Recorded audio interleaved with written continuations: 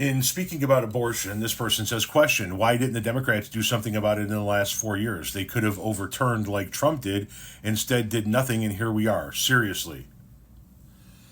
You don't know how votes work in Congress. You didn't have the votes to overturn it. There's a thing called the filibuster, and unless they wanted to do away with the filibuster, they didn't have the votes to overturn what the courts did. See, Trump brags about overturning Roe v. Wade because he put the Supreme Court justices in place. He put the court in place to do so. And then the court went ahead and overturned Roe v. Wade. Where this gets, once again, I'll just say it again, where this gets handled is at the Supreme Court, not through legislation. The Democrats could have passed a bill at some point in time if they had the votes. I know that there are people that think that Obama had all of this time with a full Democratic Congress. He didn't. He had a brief period of time where he had a filibuster-proof Congress, and for a chunk of that, they were out of Congress. They were on recess. But if you pass a law codifying Roe v. Wade, and then the Republicans take over Congress like they did in this election, the presidency, the House, and the Senate, then they can just pass a law to overturn that law. That's how laws are written.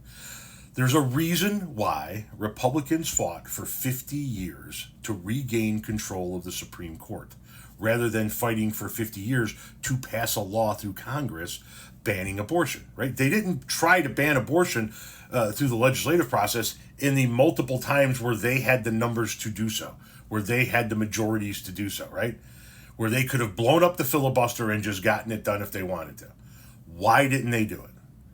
Because that's not where it gets done. They fought for 50 years to get it overturned, at the Supreme Court level, because that's where it stays cemented in our rule of law for a generation.